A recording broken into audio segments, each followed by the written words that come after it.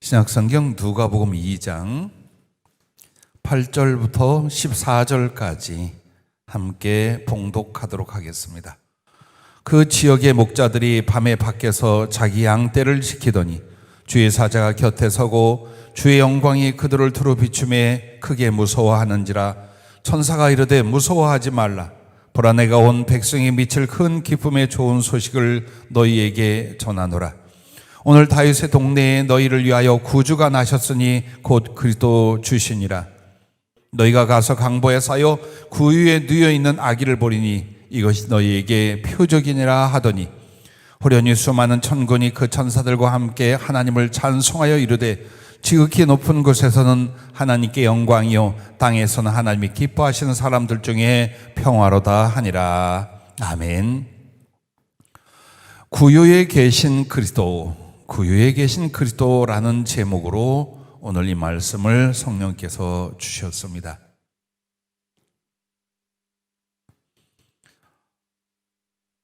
성탄절에 일어난 사건과 또 아기 그리스도를 만난 사람들의 이야기가 성경에 4곳 나옵니다. 그 중에 특별히 이 누가복음에는 밤에 벌판에서 양을 치고 있던 목동 목자들에게 천사가 나타나 구주 예수 그리스도가 탄생하실 것을 고지하고, 그리고 가서 아기 예수님을 만나게 합니다. 그런데 표적으로 그 아기 예수께서 강보에 쌓여 구유에 누워 있는 것을 보게 될 것이다 라고 말씀을 합니다. 자, 성경에 보면은 직설적이고 논리적으로 표현한 말씀이 대부분이에요. 그러나 그 안에는 상징과 모형, 예표와 비유가 가득합니다. 당연히 우리는 주님의 성탄에 있어서 여러 가지 성령의 도우심과 진리의 조명을 받고 찾아보고 적용하고 은혜를 받으며 살아왔습니다. 그런데 하필이면 예수께서 짐승의 먹이통인 구유에 누워 계셔야만 했는가? 또 왜 그것을 천사들을 통하여 그리스도 구주에 오신 표적이라고 말했을까? 이 부분을 성령이 오늘 성탄절 메시지로 우리에게 주셨습니다. 한마디로 주께서 우리를 위하여 구유가 되어 주셨으니 너희도 주님과 세상을 위하여 구유가 되라. 이것이 중심 주제요 요지입니다. 설교 끝. 절대 아멘 안 하다가 이때는 하신 분들 계셔요. 자, 우리가 주 안에 살면서 진정한 복이 무엇인가, 정말 하나님의 은혜 중에 은혜가 무엇인가를 바꾸거나 잊고 사는 경우가 많습니다. 물질이 필요한 사람에게는 물질이 임하는 것이 큰 축복이고, 질병의 고통을 받는 사람은 강건해지는 게 최고의 은혜 같고, 시집 못 가는 사람은 시집 가는 것이, 기타 육신과 세상에서 필요가 채워지는 걸 하나님의 은혜와 축복으로 1순위로 둘 겁니다.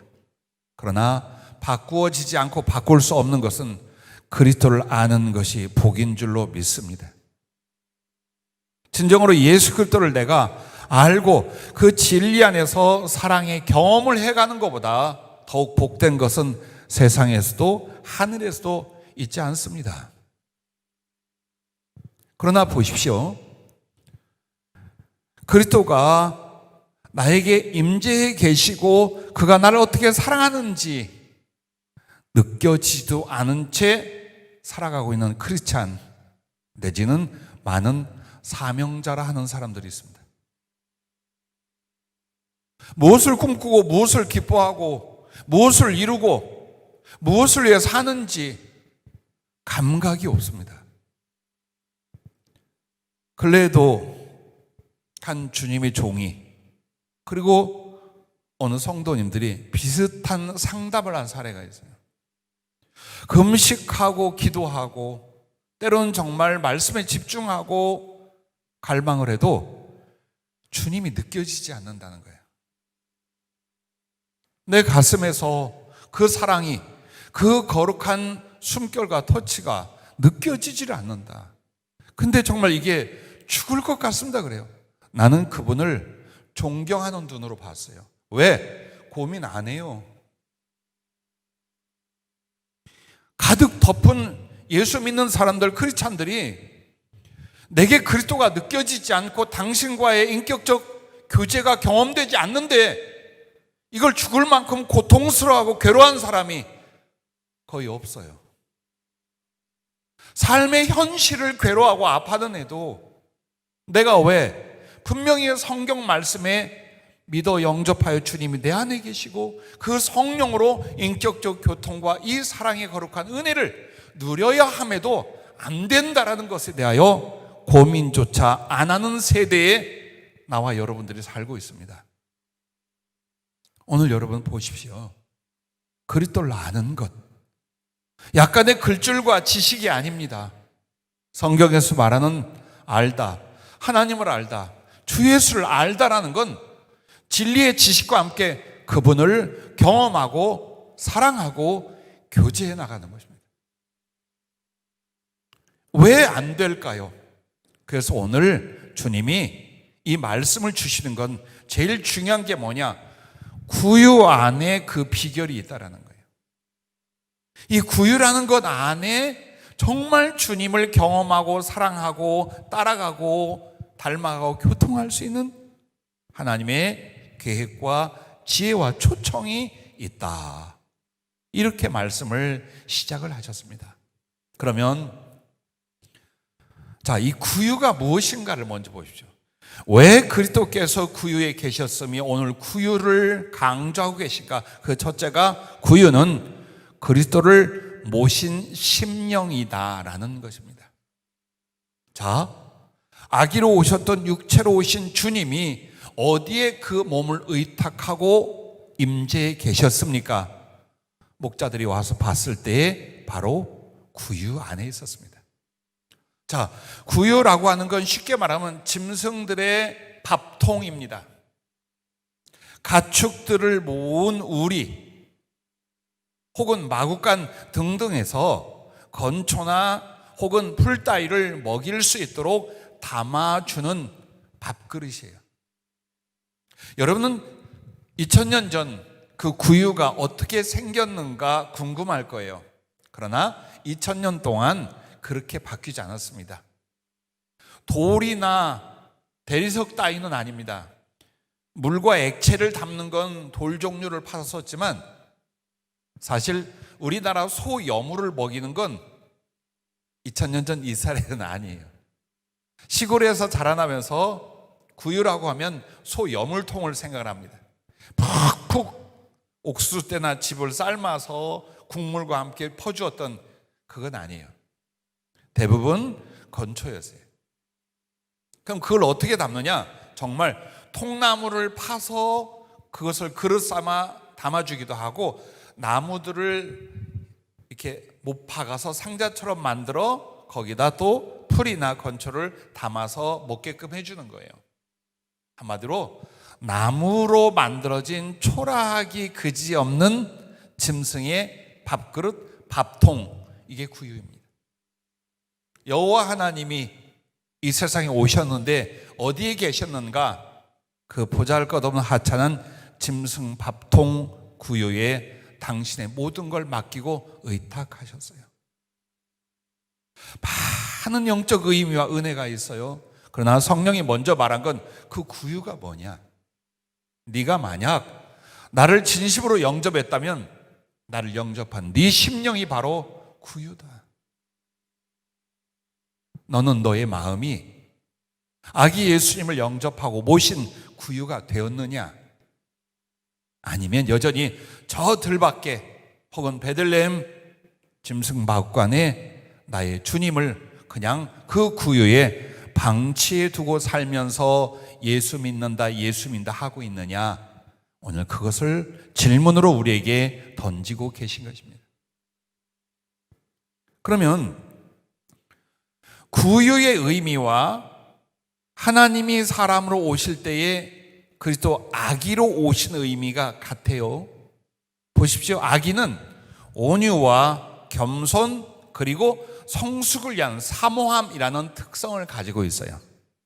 그래서 주님이 세상에 오실 때 성인으로 딱 나타난 게 아니라 우리와 똑같이 갓난아기의 출생과 성장의 방법으로 오셨어요.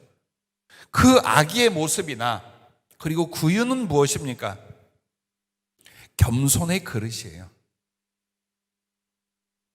무엇을 가져다 준지 아무리 천하고 아무리 보잘것 없는 것을 담아 주어도 기꺼이 그릇으로 감사히 받아 나눠줄 수 있어요. 그래서 구유의 모습은 겸손과 온유의 모습이에요. 그리고 그릇이란 담아달라던 간절한 사모함의 표현이에요. 그러므로 주님이 아기로 오신 아기의 의미나 이 구유의 의미가 똑같이 겸손과 온유와 사모함의 메시지를 우리에게 가지고 있는 거예요. 그럼 이 말이 뭘까요? 네가 그런 심령이 되지 않는다면 주님 역시 네 안에 없다라는 거예요. 나는 예수님을 내가 모시고 영접하고 믿음의 사람이라고 주장하지만 주님을 향하여 혹은 내 심령 안에서 진리를 향하여 겸손과 온유와 사모함이 없다면 주님 우리 안에 안 계시다 그 말이에요. 악하고 표독하고 각박하고 잔인하고 냉정하고 치열하고 좌절하고 염려하고 두려워하고 이 심령 상태가 여러분 안에 많이 지배하고 있다면 구유가 아니에요. 그것은 구유가 아니에요. 그러므로 당연히 주님도 나에게 당신을 주시며 나타내며 교통할 수 있는 상태로 임해 계실 수가 없다라는 것입니다. 오늘 왜 그리스도를 못 느끼느냐? 그의 사랑과 거룩한 임재와 깊은 인격적 교통이 왜 내 삶 속에 안 이루어지느냐? 꼭꼭 숨어 계셔서 엄청난 기도와 극기의 훈련과 이 노력으로 찾는 거냐? 아니라는 거예요. 내가 정말 주님을 영접하려면 하나님께 낮아진 겸손, 그리고 이 거칠고 험악한 심령을 낮춘 온유, 그리고 진리와 주님에 대한 지극히 배고픈 심령의 가난함, 이게 있어야 돼요. 그리고 그것은 계속됩니다. 그것은 절대 채워지지 않습니다. 그래서 구유에 누이신 아기 예수, 그것은 바로 너의 심령이 구유인데 너의 심령 그 구유는 바로 겸손과 온유 그리고 간절한 사모함, 그것으로 만들어지고 그리스도는 그렇게 임하신다라는 것을 말씀하고 있는 것입니다. 그러므로 여러분 보십시오. 여러분과 내가 금그릇을 사랑합니다. 그런데 주님이 금그릇이라고 인정을 해야지 내가 금그릇이 되잖아요. 금그릇은 거기에 지푸라기를 담을 수 있나요? 잡곡밥을 담을 수 있나요? 아니, 절대 안 담아요. 금그릇이라면 금 이상의 것을 소유하고 담으려고요. 보석을 담으려고 할 것입니다. 그걸 자세히 풀어볼까요? 여러분이 스스로 높아요. 여러분이 존귀해요. 여러분을 사랑하고 있어요. 그렇다면 여러분은 주님 앞에 낮아지지도 또 가난하고 낮고 천하고 별의별 사람들을 향하여 여러분 자신을 제공하지 않는다라는 거예요. 세상에서 가치 있는 것과 귀한 것, 좋은 것들로 내 자신을 채우려고 하지, 내가 아무 것이나 받고 누구에겐들 내가 다가가 그 사랑을, 그 헌신과 복음 전함을 이루지 못한다는 거예요. 가끔 우리는 큰 물질적 힘을 주셔서 세계 선교를 이루고 구제와 그리스도의 선한 일을 감당하고 정말 하나님을 사랑하고 복음을 위하여 살려고 하는 사람들의 영적, 물질적 그리고 그 자녀들의 복지까지 뒷바라지 해주고 싶어요. 수십 년을 기도해 왔어요. 그러나 성령님께서는 문득문득 이런 질문을 하십니다. 만약 네가 권세나 물질이나 위상에 있어서 높아졌을 때에 너는 낮은 곳으로 갈 수 있겠느냐? 죄 많고 가난하고 버려진 사람들에게 네 몸을 제공하고 네 가슴을 기꺼이 열어 그들에게 섞여 갈 수 있겠느냐? 아니면 높은 위치와 소위 말하는 높은 지위에 있는 사람들을 섞여서 물질을 집어 던져주듯 던지면서 주의 일, 선교의 일이라고 하겠느냐? 양심이 그걸 들어요. 그리고 모든 성도 크리스찬들은 들어야 돼요. 하나님이 나를 높여주시고 채워주시면 내가 하나님 나라를 위하여 그리스도의 사랑을 이렇게 이루겠습니다. 근데 그것은 뭐가 돼야 돼요? 나무 막대기로 만들어진 아무렇게나 짐승들이 퍼먹을 수 있는 가장 낮아진 구유가 되어야만, 그리스도가 사랑하고 불쌍히 여기는 수없이 가난하고 버려지고 상한 사람들을 사랑할 수 있고 대접할 수 있고 그들 가운데 들어갈 수 있다는 거예요. 왜? 주님은 고위층을 위해서 오신 게 아니에요. 부유층을 위해서 오신 게 아니에요. 성경 그대로 가난한 자, 버려진 자, 아픈 자, 억울한 자를 오셨어요. 물론 물질적인 부유나 권세 안에도 심령이 그와 같은 사람들이 있어 세상과 그리고 현실과 상관없이 그리스도는 사랑하고 건지시기도 해요. 오늘 주님은 누구에게 와 계실까요? 어떤 심령을 구유 혹은 당시의 성전 삼아 계실까요? 여러분의 고민과 각성이 없으면 여러분과 나는 한 걸음도 이 상태에서 변하지 않습니다. 영성훈련 15년, 20년, 수없이 성령이 주신 지혜와 말씀 앞에 10수년, 나와 여러분은 변명조차 못합니다. 부끄러운 간증 하나 할까요? 이번에 우리 김은미 전사님 가족에 참으로 슬픈 일이 있어서 경조사 다녀왔습니다. 아버님 목사님이십니다. 근데 그분이 그러셔요. 설교 딱 한 편을 막둥이가 전해줘서 들었는데 가히 사람이 할 수 없는 완벽한 이런 설교를 어떻게 할 수 있는가. 그냥 제가 막 어쩔 줄을 몰라 했어. 손을 어디다 둬야 할지 얼굴을. 그리고 그런 이야기를 나눴어요. 그것은 제 상식과 머리에서 나온 게 아니고 주의 성령께서 주님의 마음과 뜻을 이렇게 저는 이렇게 됩니다 라고 얘기를 했어요.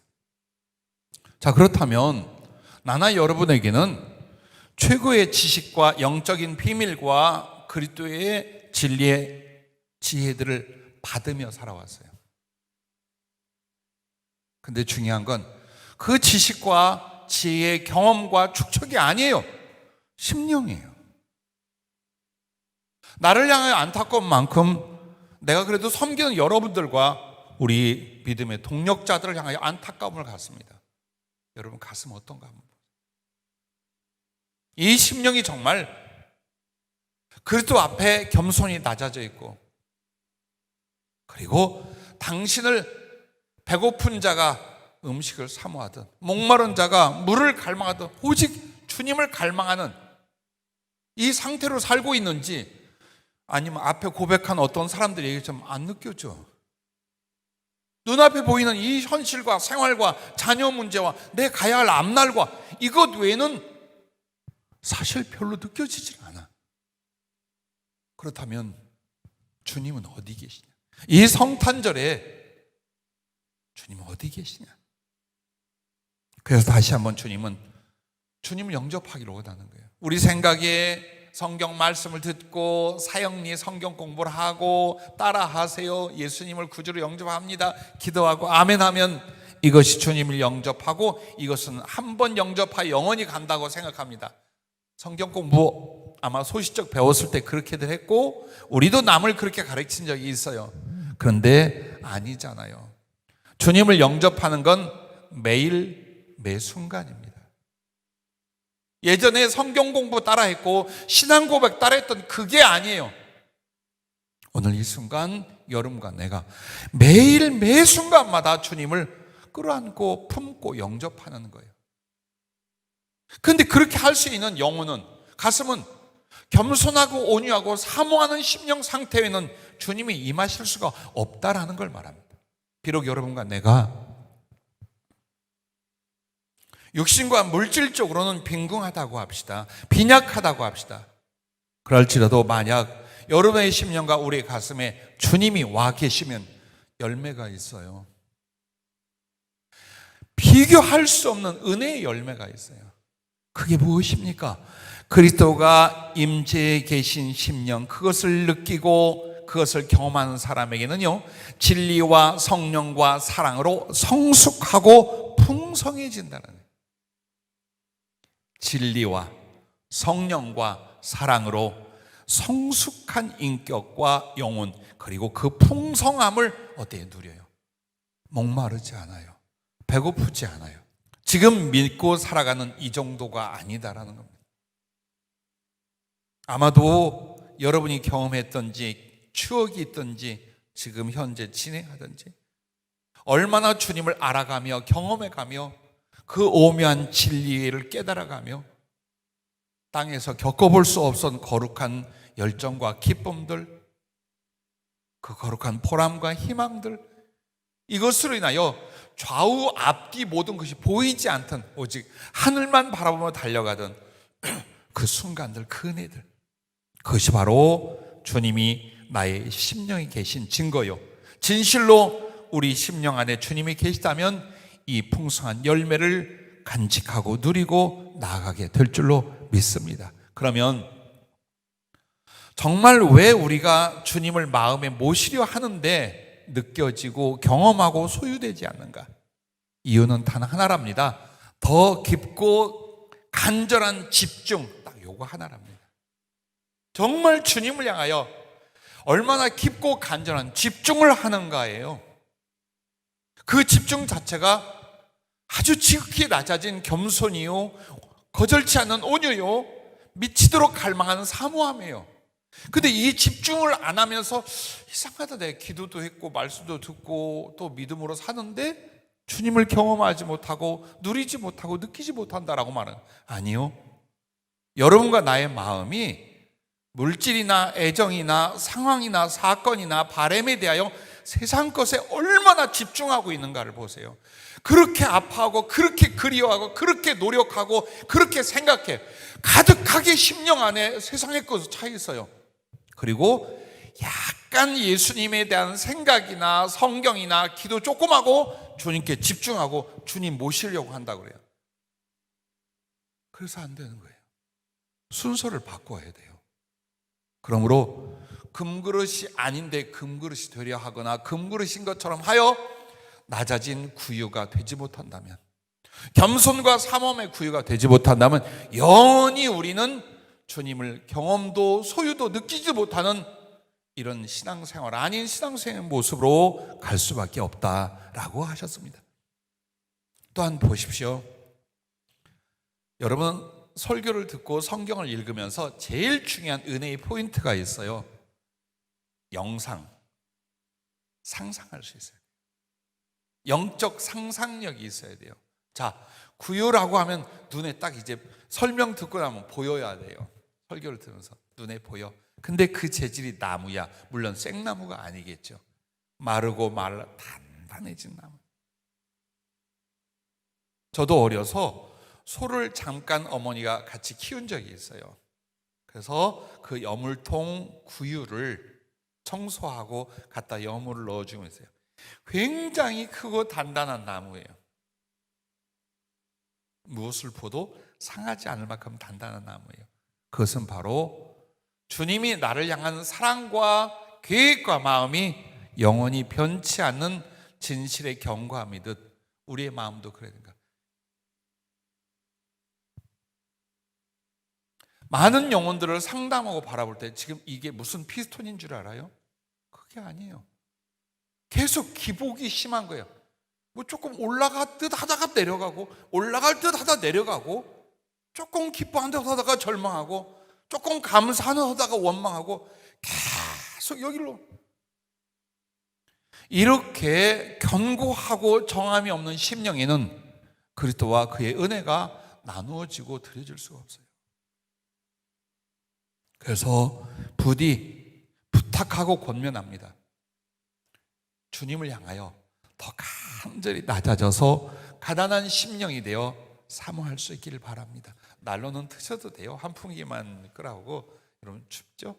난로는 트셔도 돼요. 네, 조금 참을 테니까 우리 이제 오늘 예배 끝난 뒤에 조절할 거 이제 많이 있어요. 자, 넘어갑니다. 두 번째는 구유는 그리스도의 십자가이다라고 하셨어요. 자, 주님은 그 백성을 위하여 생명 양식으로 십자가에 달리십니다. 한마디로 십자가는 자기의 몸을 찢고 마지막 피를 다 쏟아서 그 살은 생명의 양식으로, 그 피는 영생의 음료로 내어주시게 한 거예요. 그래서 여러분과 내가 그리스도의 고난과 십자가 상황을 가만히 면밀히 묵상하고 연구해봐요. 이렇게까지 꼭 이런 방법과 상황으로 그냥 죽으시면 되잖아요. 우리를 위해 생명을 버리시는 게 구속의 뜻이라면 다른 방법으로 죽을 수도 있잖아요. 순간적으로 운명할 수도 있잖아요. 그게 아니에요. 이 고난과 십자가 죽음의 과정은요, 딱 포인트가 있어요.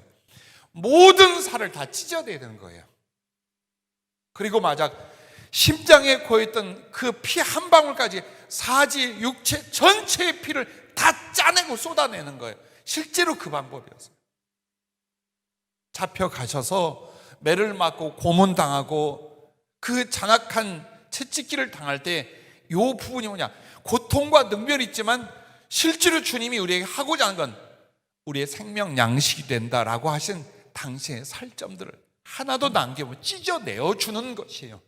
그러기 위하여 시간을 갖고 고문을 당하고 이 과정에 고통과 십자가의 죽음을 선택하셨어요. 그리고 보십시오. 살이 찢겨나가며 쏟아내야 될 피들, 손과 발의 동맥과 정맥 등등을 통해서 피를 가장 많이 확실하게 쏟는 게 뭐냐?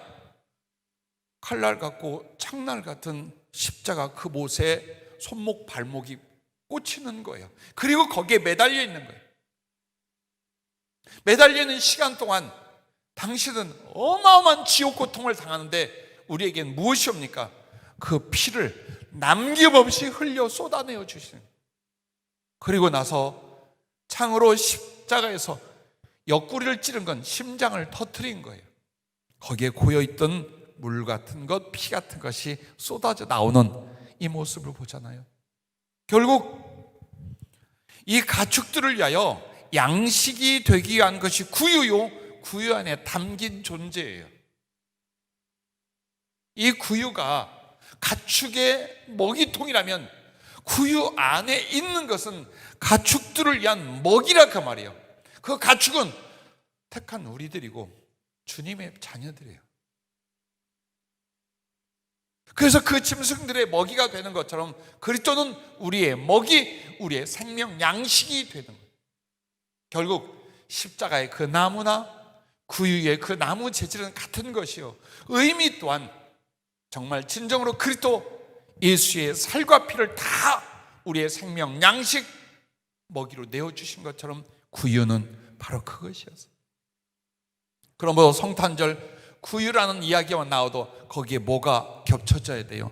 십자가와 십자가에 달리신 주님. 죽을 몸 위에, 우리 찬송가 9절 나오잖아요. 죽을 몸 위에 나는 무엇을 드렸나? 즉 아기 예수 오신 그날 우리는 무엇을 봐야 됩니까? 나를 위해 죽을 몸을 보는 거예요. 그리고 여러분이 예수를 믿는 건 그가 나를 위해 무엇을 해 주었는가를 기억하는 것이 아니에요. 따라가는 거예요. 나를 향하여 하신 일을 세상도 다른 영혼을 위하여 하시는 게 주님의 계획이고 우리는 그걸 따라가는 거예요. 한마디로 여러분과 나는 이 십자가를 통하여, 이 구유를 통하여 그리스도는 나에게 그리고 수없이 구원받는 사람들에게 생명 양식이 되어 자기를 주시고 모든 걸 더 주셨어요. 그리고 다 주셔요. 주님이 이 고백을 할 때 이 단어가 기억이 나요. 나는 너에게 주고 더 주고 다 주는 하나님. 그랬어요. 주님은 당신을 주시고 더 주시고 그리고 다 주셔요. 그러므로 여러분과 나에게 주님 무엇을 말합니까? 목마르고 배고프면 십자가 구유로 와서 마시고 먹으라예요. 이게 신앙의 초청, 은혜의 부르심이에요. 매 순간 주님의 마음, 주님의 부르심이고요. 너 그렇게 힘드니? 너 그렇게 어렵니? 너 그렇게 괴로워? 이리 와라. 이리 와서 너 마음껏 먹고 마셔. 근데 여러분이나 많은 예수 믿는 사람들이 오해를 하는 게 있어요. 에이, 영적인 것은 영적인 것이고 현실과 물질적인 이 악한 오해가 진리를 바꾸는 거예요. 내게 임할 진리를 왜곡시켜 버리는 거예요. 주 예수 그리스도로 채워지는데 세상의 것과 삶의 것은 안 채워지냐 이거예요. 그러나 주 예수로 채워지지 않는 나에게 이 세상에 있는 것들이 무엇을 의미하겠어요? 그 사업이, 그 물질이, 그 젊음이, 그 건강이, 그 애정이, 그 꿈이 목이 말라서 표류하던 사람들이 바닷물을 마시면 갈증이 사라질 줄 알아요. 아니요. 갈증은 10배, 100배 고통으로 남아요. 즉, 이 현실과 세상에서 나를 행복하게 하고 내가 필요로 하는 것들을 채우면 살 것 같다고 하는 것들은 가까이 갈수록 여러분이 경험할 수가 어때요? 목마를 때 바다 짠물을 먹는 것 같은 것 외엔 허무 아니면 고통 외에는 없어요. 거기서 행복을, 거기서 영혼의 만족을 찾아요. 이걸 얼만큼 헤매이며 이 삶을 살겠냐 이 말이에요. 왜 주님으로 채워지면 모든 것에 풍성이 온다라는 걸 안 믿느냐 이거예요. 여러분과 나에게 모든 것 되어주신 건 그리스도의 살과 피요. 그리스도의 살과 피는 당신 자신, 당신의 전체를 말하는 거예요. 그래서 여러분이 십자가에로 나가요. 십자가에 달리신 주님에게 가서 당신을 필요로 하는 거예요. 겪어보고 살아봤더니 주님보다 나은 것이 없고 주님보다 필요한 것이 없고 내 영혼은, 내 가슴과 삶은 정말 주님의 사랑, 주님의 마음, 주님의 손길, 주님의 말씀, 이게 너무나 필요합니다. 이렇게 될 때까지 여러분과 나의 인생은 연단인 거예요. 시련인 거예요. 그래서 어디로 몰고 갑니까? 골고다 언덕으로 몰고 갑니다. 그리고 무릎 꿇어 주님 십자가 앞으로 가게 합니다. 거기는 짐승들을 위한 구유가 있고 이 가축들을 위하여 마음껏 먹이고 배부르게 하고 복되게 만들 구유 안에 음식이 있으니 십자가의 주님이십니다. 기도해도 작정해서 매달려도 뭐가 해결이 안 돼요. 여러분, 앞으로 기도는 무엇을 지금 해결하기 위해서 하지 마십시오. 기도는 주님을 필요로 하는 갈망이 되십시오. 주님을 소유하고 모시고 경험하고 느끼고 사랑하는 이 영혼의 진실한 갈망이 되십시오. 그리고 나면 오늘 살아가는 삶의 문제는 주님이 먼저 물으셔요. 애야, 내가 너를 기쁘게 하려 하는데, 혹은 내가 너와 함께 하는데 내가 무엇을 해주리야? 그것은 나에게 맡겨라. 여러분은 삶을 개척하거나 헤쳐나가는 모든 지혜가 나는 그리스도로 채워지고 그리스도와 사랑하고 그리스도는 나를 통해 나의 일들과 삶을 하나하나 고쳐나가시고 채워주시는 이 방법이에요. 부디 오늘 성탄절 주님 돈 들고 오신 거 아니에요. 주님 세상에 필요한 거 들고 오신 거 아니에요. 우리의 지금과 영혼의 필요 그때 예수 당신을 주시고자 오셨습니다. 그러므로 말미암아 여러분과 나 자기 십자가를 지라고 주님이 그러셨잖아요. 물론 그것은 주님과 복음을 위하여 죽을 가하고 목숨을 건 걸 말해요. 그러나 더 깊은 게 있어요. 주님이 짐승 가축을 위하여 구유가 되시고 그 먹이가 되어주신 것처럼 나의 생명과 나의 모든 것이 되어주셨어요. 그럼 우리도 주님과 함께 나의 작은 십자가를 진다라는 건 주님이 구유 안에 자기를 드린 것처럼 나도 주님과 세상 사람을 위한 구유가 되는 거예요. 퍼주고 나눠주고 희생하는, 바로 이쪽으로 가는 거예요. 그러면 여러분 보세요. 자기 십자가란 무엇인가? 라고 할 때 주의 성령은 이렇게 정의를 내려주셨어요. 그리스도의 사명을 목숨으로 짊어지니 성령으로 인치심이다, 이렇게 표현을 해요. 그리스도의 사명을 목숨으로 짊어지니 성령으로 인치심이다. 이게 네가 자기 십자가를 진 거다라고 하시는 거예요. 작은 수고나 고난을 좀 견뎌내는 게 자기 십자가 아니에요. 그리스도의 사명. 나는 수없이 많은 이들의 삶과 죽음의 경계와 현장에 수십 년간 투입되고 관여하게 됐어요. 죽을 자를 살려주신 이유 딱 하나. 자신 있게 살겠다고, 살 수 있다고 한 사람을 죽음 속에 데려가는 이유도 하나, 딱 하나예요. 잊지 마세요. 사명이에요. 여러분이 죽을 상황이 됐어요. 생명과 육신의 자연적 죽음이 올 수밖에 없어요. 근데 만약 주님이 기적으로 여러분을 살린다, 딱 하나요. 사명을 감당하려 하고 있기 때문이에요. 아니면 뉘우쳐 이 사명을 붙들고 이 죽을 목숨을 주 앞에 드릴 수 있는 중심의 변화가 일어나면 이 사람 살립니다. 근데 나는 부족한 게 없어. 나는 건강하고 젊어. 그런데 주님이 이 사람 쳐서 데려갈 수 있어요. 왜? 사명을 저버렸어요. 사명과 상관없이 세상과 육신으로만 살려고 그래요. 세상과 육신으로 치우쳐 살면 결국 뭐가 될까요? 믿음이 파괴되어 영혼을 잃어요. 그러느니 그냥 데려가는 게 나아요. 그러면 보세요. 사명이 무엇입니까? 그리스도가 내게 하신 것을 나도 그리스도를 위하여 다른 사람에게 하는 거예요. 복음을 전하는 사랑. 실제로 도움과 섬기와 나눔을 나누는 것. 그리스도의 심장과 그리스도의 발과 손이 되려 하는 거예요. 그러기 위하여 낮아지고 겸손하고 수고하고 사랑하고 희생하는, 이쪽으로 가는 거예요.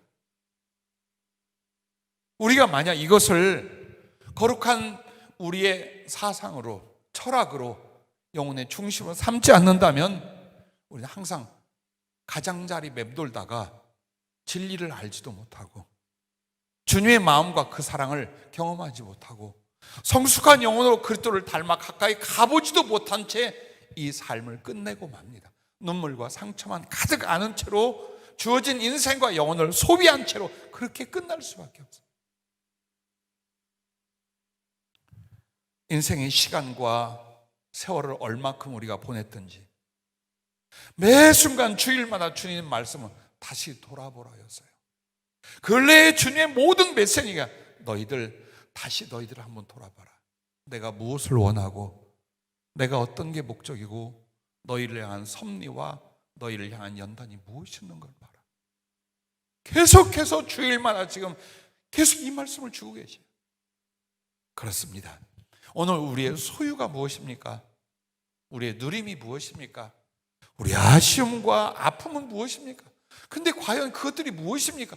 주 예수 그리스도를 모시고 주의 그리스도를 따라가는 것보다, 그리고 당신과의 사랑을 이루는 그 진리의 깊이로 들어가는 것보다 더 중요한 게 아무것도 없어요.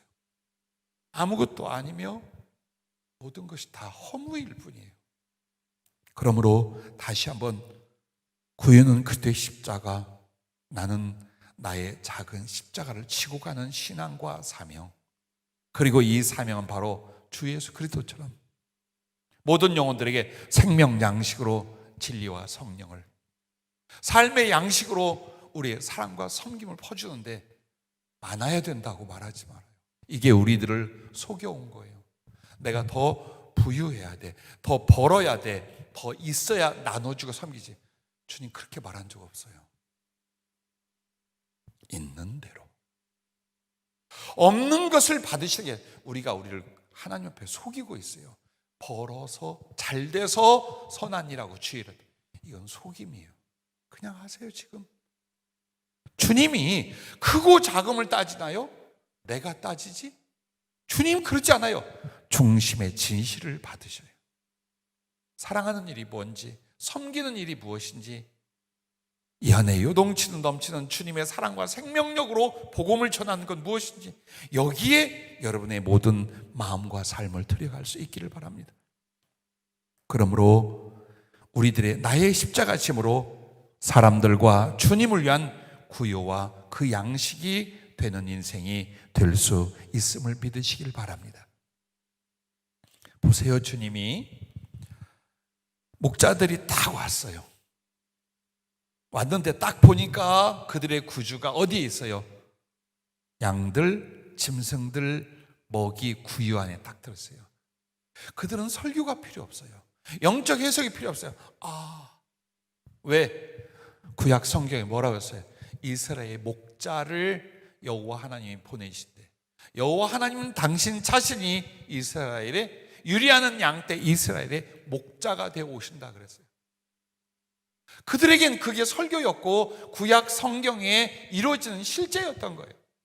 그들에게 무슨 말하죠? 성경을 이미 알고 있던 그들, 이스라엘의 진정한 목자 여호와 하나님이 오셨는데 어떻게 구유 안에 오셨어요? 이 말은 뭡니까? 목자들은 아는 거예요. 이 구유가 무엇을 하는 건지. 양떼를 먹이는 먹이통이에요. 가축들에게 자기를 주는, 생명을 주는 양식통이에요. 거기에 그 구유에 여호와 하나님이 강생하사 아기의 모습을 딱 누워 앉아 있었어요. 목자들은 그걸 봤어요. 그리고 이것을 요한복음에 주님 뭐라고 합니까? 나는 선한 목자라. 선한 목자는 양들을 위하여 목숨을 주거니와, 이 성경 말씀이 그 구유 안에 있는 아기 예수께 그대로 예언되고 있는 거예요. 이걸 보고 주님 이렇구나. 그게 아니래요. 오늘 우리더러 그게 따라오는 모습이래요. 구유가 되고 구유 안에 양식이 되어서 배고픈 자와 줄인 영혼들에게 나를 주는데, 내 살과 피가 아니야, 내 안에 계신 그리스도를 주고 내가 받은 만큼 모신 만큼의 그리스도의 생명과 사랑을 나눠주는 구유가 되는 겁니다. 이게 성탄절의 의미, 성탄절 그리스도를 모시는 여러분과 나의 삶인 줄로 믿으시길 바랍니다. 마지막 세 번째는 구유는 그리스도의 보좌입니다. 자, 주님은 요한계시록에 보면은요, 주님의 보좌 위에 계신 이의 형상을 이렇게 말합니다. 벽옥과 같고 홍보석과 같고 무지개가 들린 녹보석과 같더라. 정말 그 아름다움과 영광을 무엇으로 견줄 수 없어 보석과 보석의 찬란한 빛으로 하나님 그리스도의 형상을 묘사를 해요. 그러나 그 보석과 그 빛의 묘사는 하나님의 화려함을 말하는 게 아니에요. 그 보좌의 화려함을 말하는 게 아니에요. 우리 주 예수 그리스도의 성품과 사역과 속성을 말하는 거예요. 그러면 그분의 성품과 속성을 보석으로 빗대어 거기에 의미를 가지고도 있지만 가장 하고 가슴에 닿게 보여주는 게 뭡니까? 구유야. 우리 하나님, 나의 구주의 성품과 나를 향한 그 마음은 어느 보석보다도, 어느 빛나는 황금보다도 말라 빠진 구유, 요거 하나만 우리에게 보여줘도 우리는 정말 눈물로 감동하고 그 구유를 끌어안게 됩니다. 그게 주님의 성품, 주님의 마음이요 우리 향한 사랑이셔요. 그러므로 그 구유는 결국 어디냐? 주님의 보좌랍니다. 왜? 주님의 보좌는 우리의 경배와 찬양과 영광을 거두어 드리는 곳이라고 생각해요. 전혀 그렇지 않아요. 계시록 22장에 보면 주님의 보좌, 어린 양의 보좌에서 생명수의 강이 흘러나와요. 계시록 다른 곳에는 생명수의 샘으로 인도한다는 말이 나와요. 그러면 이 생명수샘은 그 생명수가 끊임없이 솟구쳐 흘러나와 다 퍼주고 나누는 장소인데, 여기가 주님의 보좌, 하나님의 보좌예요. 그러면 그 생명수는 하늘나라 전체를 휘돌아 생명나무가 자라 열매를 맺게 해요. 그럼 이게 오늘 현실 속에는 어떻게 오느냐? 주님의 생명, 주님의 성령, 주님의 진리, 주님의 사랑이 끊임없이 당신으로부터 나와서 우리들에게 임해서 생명이 되고 사랑이 되고 성령이 되고 치유가 되고 우리의 삶에 복이 되게 하시는 거예요. 한마디로 주님의 보좌는 끊임없이 주고 더 주고 다 주는 것이지, 이젠 내가 베푼 것과 나의 영광과 어미에 대해서 영광을 돌려라, 경배를 돌려라, 예물을 바쳐라, 이게 주님 보좌가 아니에요. 그래서 주님은 영광의 보석의 화려함을 사용하신대요. 내 보좌는 땅에 가서도 너희에게 다 나를 준 것처럼 하늘 보좌에서 여전히 모든 당신의 백성과 피조물을 위하여 퍼주고 흘려주고 나눠주는 것, 그게 주님 보좌래요. 그래서 그 주님 보좌가, 그 주님이 내 안에 자리를 잡았다면 여러분과 나의 영혼과 삶은 어떻게 바뀌겠어요?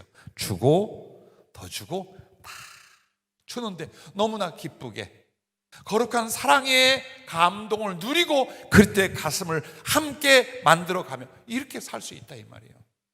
거두려 하고 쌓으려 하고 누리려고 하는 인간의 이기심과 그 욕망들을 제어하지 못한다면 그리스도가 주신 당신과 당신의 복락을 우리는 한 점도 누리지 못하고 패배 인생으로 끝날 수밖에 없다라는 것입니다. 그러므로 여러분 보세요. 주님 보좌에 앉게 하리라, 함께 앉게 하리라, 혹은 주님 보좌 우편에 그들을 거하게 하리라. 그래서 계시록에 보면 24장로의 무리가 실제로 주님 보좌를 뺑 둘러싼 다른 보좌에 앉아 있어요. 그리고 우리는 그들이 바로 하늘나라에서도 하늘의 하늘이라 하는 하나님 보좌에 기꺼이 올라가 있는 영광의 지혜의 사람들이라는 걸 누구나 인정을 합니다. 그리고 우리의 신앙의 목표는 하늘나라 겨우가 아니라 그 주님 보좌 우편에 가서 그리스도와 아무런 간격 없이 주님과 나 사이에 비밀 없이 하나가 되고, 나는 이런 상상을 어린아이처럼 해요. 주님 손을 만졌을 때, 주님을 끌어안았을 때, 그리고 내가 주님 안으로부터 주님이 내 안에 계셔 마치 구름과 구름이 하나 되는 이 거룩한 영적 연합을 사랑하는 이룰 때, 주님이 나를 향했던 모든 생각과 마음과 그 사랑과 아픔 등등을 다 내가 경험하고 소유하게 될 것이다. 그리고 못나고 부끄럽지만 내 가슴에 살아온 모든 세월의 기억들, 주님을 향한 그리움도 사랑도 아픔도 죄송함도 즐거움도 사모하며 소원도 주님 가슴 속에서 이것이 이루어지고 나눠주리. 그걸 생각하면 가장 기쁘고 살고 죽는 것을 넘어서는 영적 상황이 와요. 자, 내가 왜 이렇게 살았어? 죽으려고 했던 인생 끝나지 않고 오늘까지 이 나이까지 무엇을 위해 누구를 인해 어떻게 살았어? 저분 때문에. 그리고 결국은 여러분과 내가 내려놓고 갈 거예요. 오늘 가든지 수정아, 너도 엄마보다 먼저 갈 수 있어. 아니에요.